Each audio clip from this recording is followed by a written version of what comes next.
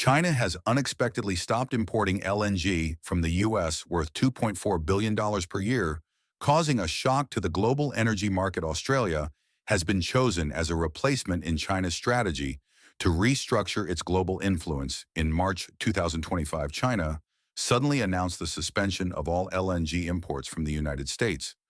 This move is seen as a direct retaliation after the U.S. imposed a 10% tariff on Chinese goods just a month prior. As the world's largest LNG exporter in 2024. With over 91 million tons in production, the U.S. unexpectedly lost access to its second-largest market. Immediately following the announcement, China quickly diverted its LNG shipments to Europe, avoiding U.S. tariffs and expanding its influence in a market urgently seeking energy alternatives to Russian supplies, while the U.S. is kicked out of the game. Europe becomes the new destination for China's LNG shipments. Countries like Germany, the Netherlands, and Italy swiftly adjust their import policies to take advantage of the cheaper LNG from Asia. The EU government quickly launches storage projects, expands seaport infrastructure, and increases investment in energy transfer systems within the bloc. With urgent energy needs in the wake of the Russia-Ukraine crisis, Europe welcomes the redirected LNG flow, while the U.S. can only watch as revenue flows into the hands of others. Result: the U.S. loses market share, loses partners, and loses its bargaining power in Europe, a market that had been central to its post-CO and post-energy crisis strategy.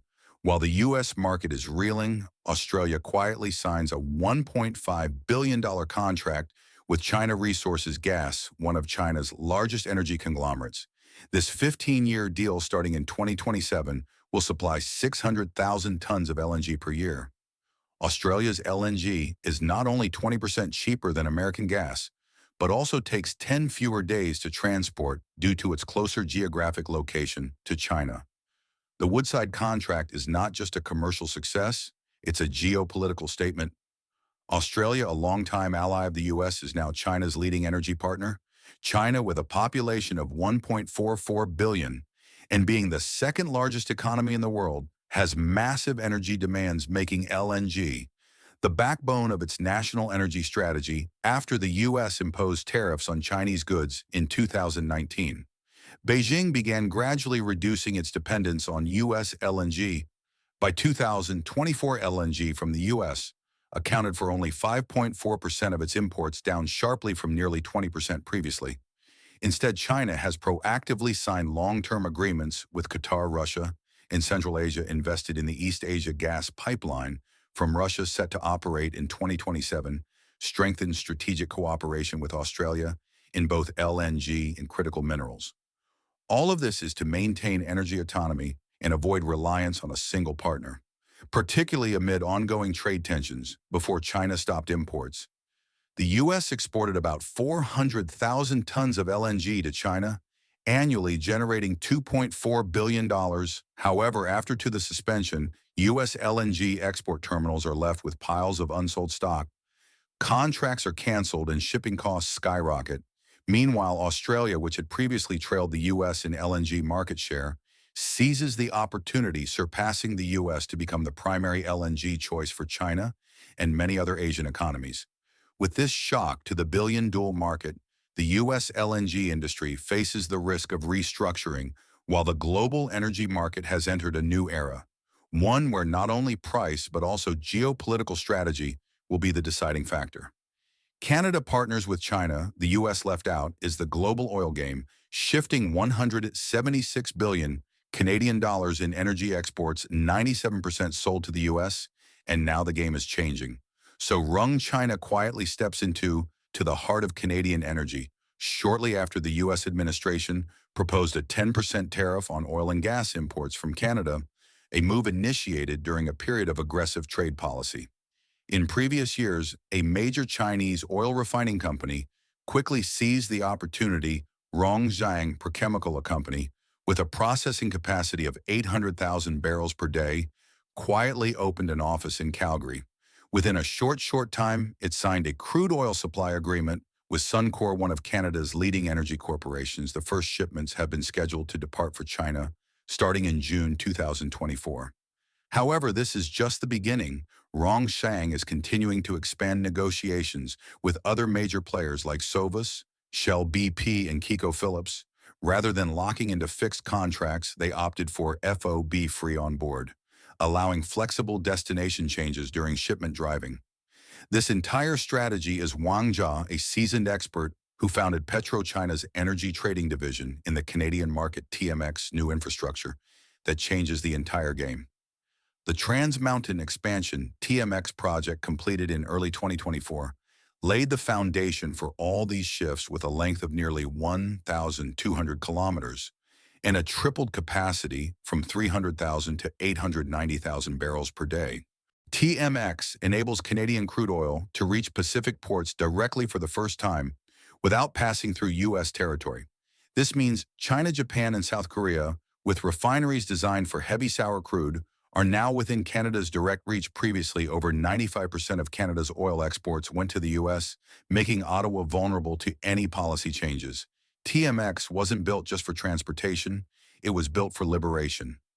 The awakening of a once over-dependent exporter. As soon as Canada was threatened by tariff policies from the U.S., its government responded with a 6.5 billion Canadian dollar support package. Of that, 5 billion was allocated to help businesses reach global markets, and 1 billion went to agriculture. But notably, businesses didn't wait. They acted with TMX. Operational Rongsheng quickly became a strategic buyer, and their interest goes beyond just crude oil of LNG, the second energy wave from Canada to Asia. The LNG Canada project in Kamat, British Columbia, backed by Shell, Petrina, and Mitsubishi, is on track for completion. Exports of liquefied natural gas, LNG, are expected to begin by the end of 2025. Currently, Canada exports nearly 8.6 billion cubic feet of gas daily, mostly to the U.S. But in the near future, with new LNG ports stretching from the Pacific Ocean to the Arctic, Canada is paving an independent path to global gas markets. The energy game has officially shifted. Canada is no longer knocking on America's door to sell oil. It has opened its own gateway to Asia. It's no longer just a raw supplier. It is now steering the global flow of energy. When infrastructure changes, strategy follows. And when the buyers change, so does the power. Don't blink. If you want to see how Canada is gradually becoming a true global competitor in the energy game. Jon Stewart and Josh Johnson mock Trump's erratic tariff policies. Do these decisions actually make the U.S. economy stronger, or are they simply creating disruption and uncertainty? We'll take in hundreds of billions of dollars in tariffs, and we're going to make our country so strong and so rich, it will never be so rich. Tariffs, it's a beautiful word, isn't it? Donald Trump once claimed that tariffs were a way to knock down other countries and bring billions of dollars into the U.S. economy. He said it would be a weapon to make America stronger and help people get richer. But right after Trump imposed tariffs on goods from Canada and Mexico, the reality didn't meet expectations. Stock markets crashed sharply and people began feeling the negative impacts. Unemployment numbers soared and consumer spending dropped. Then the word recession, a term everyone fears, began appearing on financial news outlets. Will these tariff policies truly bring long-term benefits to us, or are we facing a future of uncertainty? So tariffs are on, they're delayed, they're off. Who knows if they'll come back or when or for how long? Trump shocked everyone with his constant changes to tariff policies, like flipping a switch. At first, he imposed tariffs on goods from major trade partners like Canada and Mexico, claiming it was the only way to make America strong again. But just when the market collapsed, everything started to change. Trump unexpectedly paused tariffs, leaving everyone confused. So can the government continue changing policies without understanding the long-term impacts? How can businesses make strategic decisions when these policies feel like a game? Without clear rules, the reality is this instability only makes the U.S. economy more unstable. And that's the biggest worry that people are facing. Point is, these tariffs are necessary. I've been talking to President Trump, and I can speak exactly to his intentions on tariffs. I mean, come on, y'all heard Donald Trump, he said during the campaign. We're doing this. It's an economic street fight, so you better get on board because the pain is worth it to bring back manufacturing. Even if it leads to higher prices, we are not backing down. Okay, but the American people don't like higher prices. Then forget the whole thing. Tariffs off, all right? I don't even know who suggested it. Josh Johnson used a humorous approach to criticize the contradictions and instability in Donald Trump's tariff policies. The reality is these policies change radically with no clear strategy when Trump and his team make decisions. Previous statements are quickly reversed when faced with challenges or reactions from other countries. This not only makes it difficult for the public and businesses to predict the future, but also increases confusion and uncertainty. These constant changes leave investors unsure of the long-term plan, and consumers grow more worried as they can't determine the true value of money in the future. This inconsistency is costing the U.S. economy dearly. Trump did. He said they're necessary to bring back America's economy, and they are, which is why they're back on. So we are doing tariffs. Damn right, we are. I ain't scared as not even more expensive housing tariffs are off. Okay, but that will increase the trade deficit again.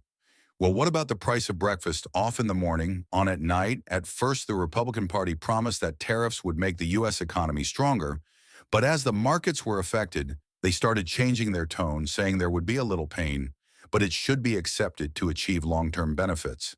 But is the cost that the people have to pay from food prices, fuel costs to imported goods, really worth it? Jon Stewart sarcastically said prices are rising. Oh, it's not inflation, it's just everything's getting more expensive.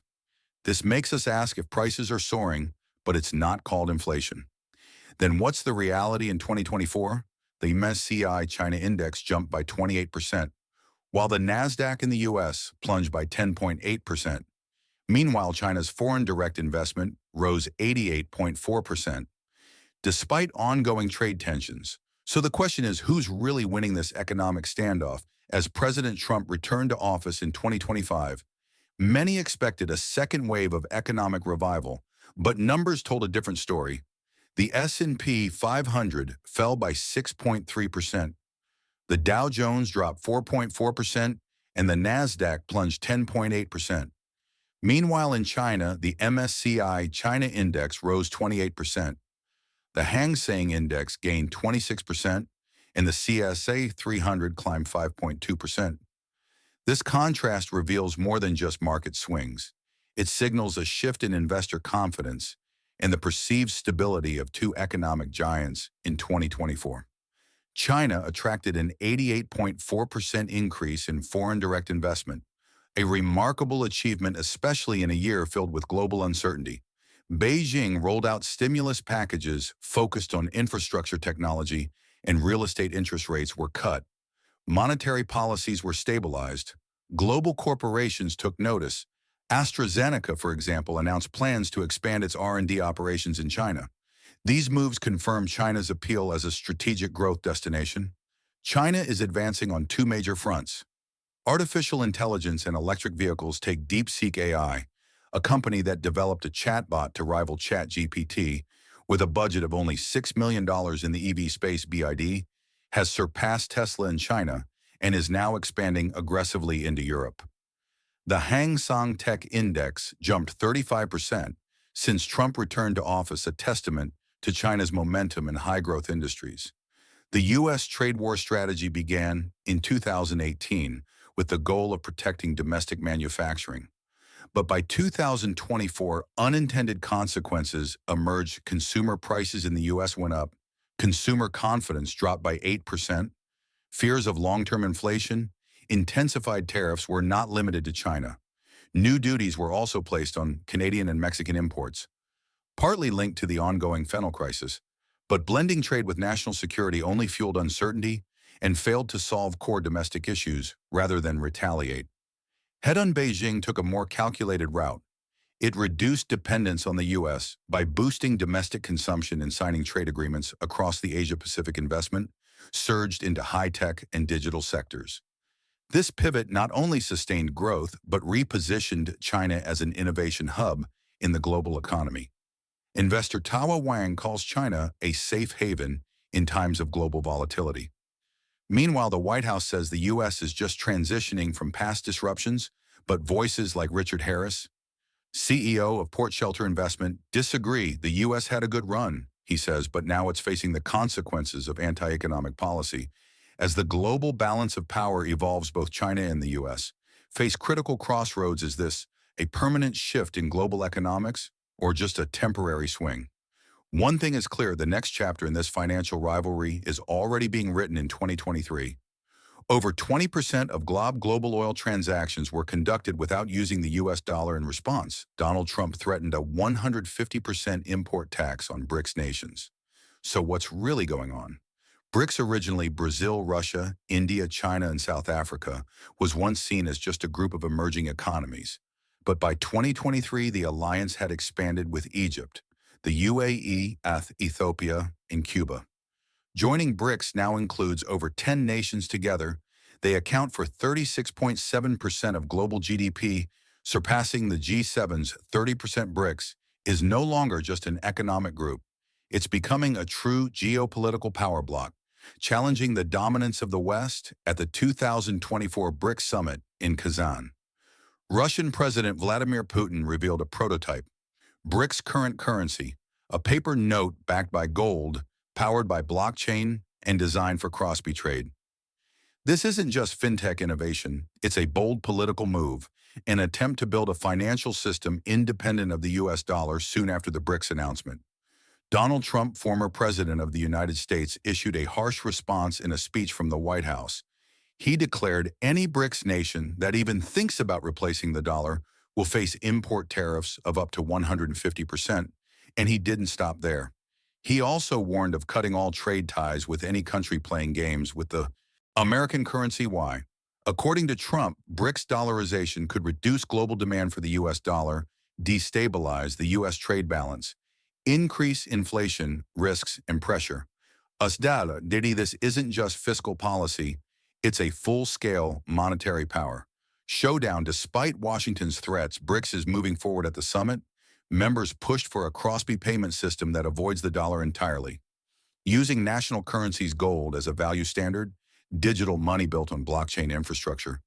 The use of gold is a long-term hedge chosen to protect against inflation and unstable Western monetary policies. And nowhere is this shift clearer than in the energy sector. In 2023 alone, nearly 20% of oil trade was conducted without the dollar, a historic first. The USD, once the unchallenged king of oil, is being challenged at its strongest point. Cuba's entry into BRICS Plus is a symbol that should not be ignored. After over 60 years of U.S. sanctions, Cuba now gains access to BRICS development funds, favorable loans, trade deals outside the U.S. dollar system. For Cuba, this is economic relief, but for the world, it's a clear political message. Nations once isolated by Western power now have a choice: a new financial order free from dollar dependence, while funding from China and Russia remains limited. Cuba's inclusion signals BRICS's EXP expansion into Latin America, a region long seen as America's backyard, with BRICS expanding with gold, making a comeback with blockchain connecting nations, and with the dollar no longer the only option. A big question now confronts the world: are we entering a multipolar financial era where the US dollar is no longer the center of it all? The answer might just reshape global power forever. One, China's energy move, a geopolitical chess strategy. China's suspension of LNG imports from the US is not just an economic decision, but a geopolitical message. Made in retaliation to US-imposed tariffs, this move is part of China's strategy to diversify its energy supply. The 15-year LNG agreement with Australia is not only commercially significant, but also diplomatically important. Australia, a close ally of the US, making such a major energy deal with China may create cracks within the Western Bloc. China's pivot to Europe is not just a blow to the US, but also an opportunity for energy-deficient Europe. EU countries seeking alternatives to Russian energy may benefit from China's shift in direction. 2. Canada's path to independence, TMX and the Asia pivot. The Trans Mountain Expansion, TMX project serves as a manifesto of independence for Canada. Transitioning from an export structure 97% dependent on the US, Canada is evolving into an energy player with direct access to Asian markets. The entry of Chinese giants like Rongxiang into Canada weakens U.S. energy strategy while positioning Canada as a hub in the Asian market. The LNG Canada project is Canada's second major step in moving its gas exports beyond the U.S. With this project, Canada is set to claim a serious role in the global energy arena. 3. U.S. tariff policies, from economic tension to chaos. Trump's "will grow through tariffs" strategy disrupted trade balances in the short term, but is damaging U.S. credibility in the long run. Instability is the biggest enemy. Constantly shifting tariffs are creating distrust, both domestically and internationally. In the U.S. LNG sector, canceled contracts, rising costs, and lost markets are just a few of the negative outcomes of this policy. Fourth, BRICS monetary revolution, challenging dollar hegemony. BRICS' new prototype currency, gold-backed and blockchain-based, and initiatives for dollar-free trade could spark a radical transformation in the global financial system. In 2023, 20% of oil trade occurred outside the U.S. dollar, signaling the de facto birth of a multipolar currency system. Cuba's inclusion in BRICS is a direct challenge to the U.S.'s traditional influence in Latin America. 5. Market data. Who's winning? Numbers don't lie. Chinese stock markets are rising, while U.S. indices are falling. Foreign direct investment in China increased by 88%, while consumer confidence in the U.S. declined. While the U.S. pursues a protection through sanctions and tariffs approach, China expands through agreements and investment incentives. Conclusion: a new global economic order? We are no longer in a unipolar economic system, but entering a new era based on multipolar and strategic alliances. While the U.S. remains a major power, blocs like China and BRICS, operating through diplomacy, technology, and infrastructure investment, are shifting the balance.